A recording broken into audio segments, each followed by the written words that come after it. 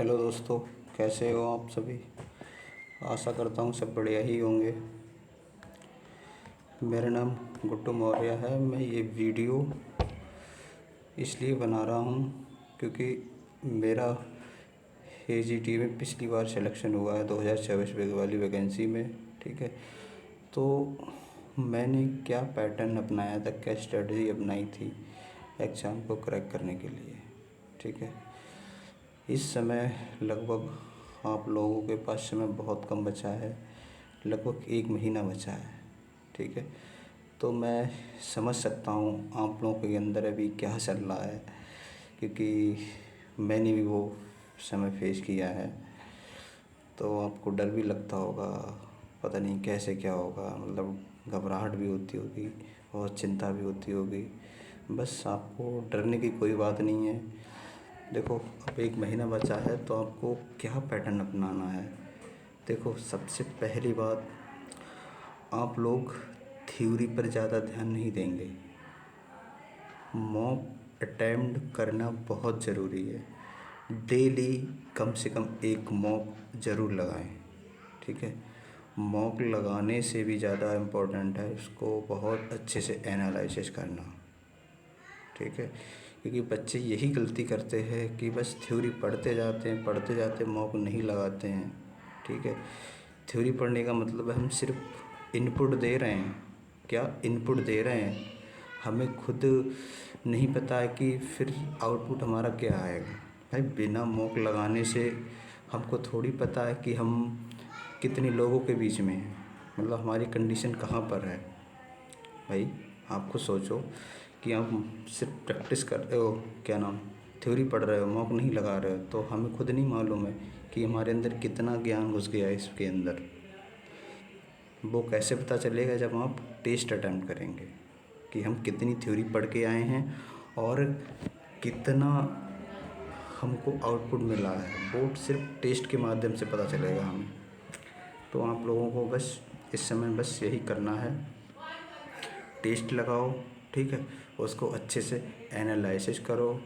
ठीक है, एनालिसिस करने का पैटर्न ये होता है कि आप हर एक क्वेश्चन को देखो। टेस्ट जब खोलेंगे तो हर एक क्वेश्चन को देखो कि वो क्वेश्चन किस सब्जेक्ट के किस टॉपिक से आया है। समझ गए। जैसे मान लो आपका क्वेश्चन आया है, सॉइल साइंस से कोई क्वेश्चन आया है। ठीक, सॉइल फॉर्मेशन की कोई प्रोसेस आई है। ठीक है, तो आप क्या करेंगे, चाहे भले ही क्वेश्चन आपका ठीक हुआ हो, वो क्वेश्चन में ठीक हुआ हो, लेकिन फिर भी आपको एक नज़र डालनी है जितनी भी सॉइल फॉर्मेशन की प्रोसेस हैं, जिससे क्या होगा कि हर चीज़ आपके दिमाग में क्लिक होती रहेगी। ठीक, आप चीज़ों को भूलेंगे नहीं।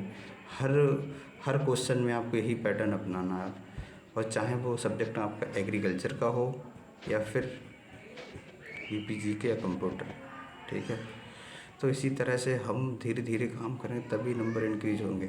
बस टेस्ट ज़रूर अटेम्प्ट करना है, ये बात बहुत ध्यान से सुनो। टेस्ट ज़रूर अटेम्प्ट करना है आपको, और उसको एनालिसिस बहुत ज़रूर करना है उसको। और दूसरी बात ये है कि मान लो जैसे कुछ बच्चे कहते हैं कि हमारा सर ये सब्जेक्ट बहुत कमज़ोर है, इसमें बहुत गलत होते हैं।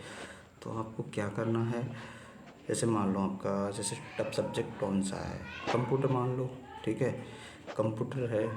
ठीक है, और एग्रीकल्चर भी सब्जेक्ट है। तो कंप्यूटर क्या करना है आपको, जैसे भाई कम से कम इस समय आपको 8 घंटे कम से कम तो पढ़ने चाहिए। ठीक है, 8 से 10 घंटे। जो बच्चे लाइब्रेरी में जा रहे हैं तो बहुत अच्छी बात है, नहीं जा रहे हैं भाई उनकी तो मजबूरी है, फ़िलहाल नहीं अफोर्ड कर पा रहे हैं उनके घर वाले इतना पैसा। ठीक है, तो सभी लोग ध्यान से सुने, जिसका जो सब्जेक्ट कमज़ोर है, ठीक है, उसको मतलब डेली वो सब्जेक्ट को मतलब थ्योरी पढ़ो, बस 2 घंटे, 1 या 2 घंटे सब्जेक्ट की थ्योरी पढ़ो। जो वीक है आपको बहुत ज़्यादा कि लगता है आपको क्वेश्चन आपके बहुत गलत हो रहे हैं, तो डेली उसकी थ्योरी पढ़ो, और बाकी मॉक तो लगाओगे ही। ठीक, उसके साथ भी आपको मतलब प्रैक्टिस होती जाएगी। भाई, ये ध्यान रखना, एनालिसिस करो तो क्वेश्चन को टेस्ट में देखो, और बुक है आपके पास या नोट्स बनाए हैं तो उस क्वेश्चन को देखो जाके बुक्स या नोट्स में कि कहाँ से उठ के आया है वो क्वेश्चन। तो आपका पूरी थ्योरी पढ़नी है। जैसे आपके कंप्यूटर मान लो टोपोलॉजी से कोई क्वेश्चन आया है, कई टाइप की टोपोलॉजी होती है, ठीक है। तो देखो सारी टोपोलॉजी एक साथ पढ़ लो। दूसरा एग्जांपल समझो, मान लो आपका नेटवर्क लेयर होती हैं, OSI की जो नेटवर्क लेयर हैं 7, ठीक है। तो उसमें क्वेश्चन आ गया तो आपको OSI की सातों लेयर को पूरे अच्छे से रिवीजन करना है, ठीक। मान लो कोई MS वर्ड की शॉर्ट की आ गई, MS वर्ड की, तो क्या करोगे, एक साथ MS वर्ड की शॉर्ट की रिवीजन कर दोगे। हर क्वेश्चन में यही पैटर्न अपनाना है। देखो आपके नंबर ऑटोमेटिक इम्प्रूव बहुत हो जाएगा, समझ गए। बस ये चीज़ों को ध्यान रखना है, बस घबराना नहीं है बिल्कुल।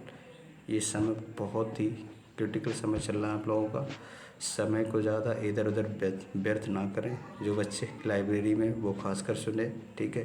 रील्स वगैरह है इधर उधर दोस्तों के साथ बोर ना करें। बस मैं समझ सकता हूँ जो लोग सीरियस हैं तो बहुत अच्छे से तैयारी कर रहे हों, लेकिन फिर भी आप लोग ध्यान से रहें और ज़्यादा समय इधर उधर बर्बाद करने की ज़रूरत नहीं है आप लोगों को, ठीक है। बस मेहनत करो अच्छे से, ठीक है। जैसे आज मेरा सिलेक्शन हुआ तो आपका होगा। बस मेहनत कीजिए, अच्छे से आगे बढ़िए। बस मेरी शुभकामनाएं आप लोगों के साथ हैं, ठीक है। बाय बाय, जय हिंद।